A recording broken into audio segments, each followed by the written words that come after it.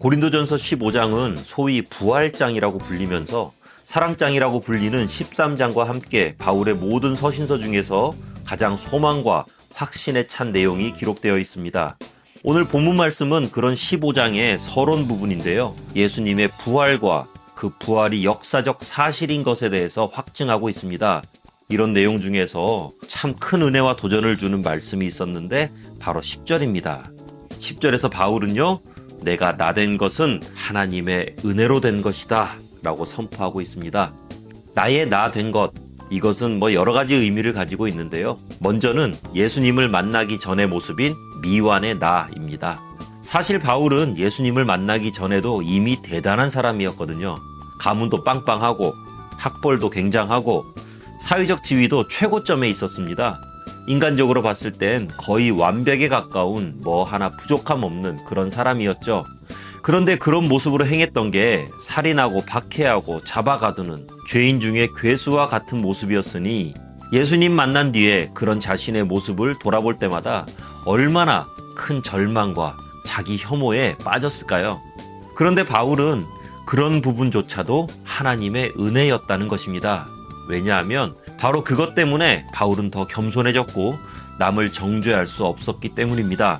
그리고 그 일들 때문에 복음에 더욱 충성하게 되었습니다. 나의 약점, 허물, 죄성, 부족한 것, 절망적인 상황마저도 하나님의 은혜 가운데 복음의 걸음으로 사용되었다는 거죠. 다음으로 나의 나된 것은 은혜 가운데 비로소 온전한 나가 되었다는 것을 의미합니다. 예수가 없었다면, 은혜가 없었다면 만삭되지 못한 자 같은 생활을 이어갈 수밖에 없었겠지만 하나님의 은혜가 자신을 변화시킴으로 비로소 온전한 나가 되어서 사람 구실하며 살아갈 수 있게 되었다는 거예요. 그러니까 본문에서 사도 바울이 말하는 은혜의 특징은 우리의 가장 온전하고 아름다운 모습을 만들어가는 과정 가운데 못난 부분까지도 다 사용하신다는 것이고요. 이 모든 게 하나님의 은혜 속에서 이루어진다는 것입니다.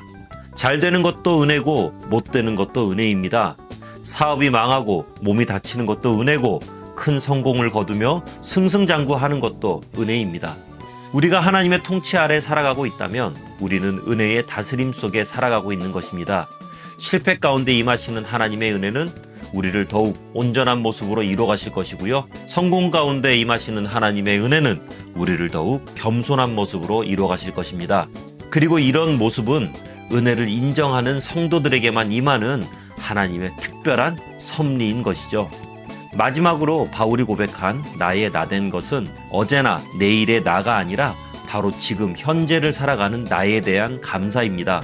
지금의 나는 조금 거칠고 어렵고 한숨 나오고 지치고 그리고 때로는 반대로 기쁘고 활기 넘치고 희망에 가득한 삶을 살아가죠. 바로 지금이 은혜의 결과이고 바로 지금이 은혜의 순간이라는 것입니다. 지난날의 부끄러움 던져버리고 다가올 두려움은 걷어차고 오늘이라는 시간 속에서 나를 이끌어 가시는 하나님과 나란히 발맞추어 가는 것. 그것이 바로 나의 나된 것이죠. 우리 모두 그렇게 살아가기를 주님의 이름으로 축원합니다.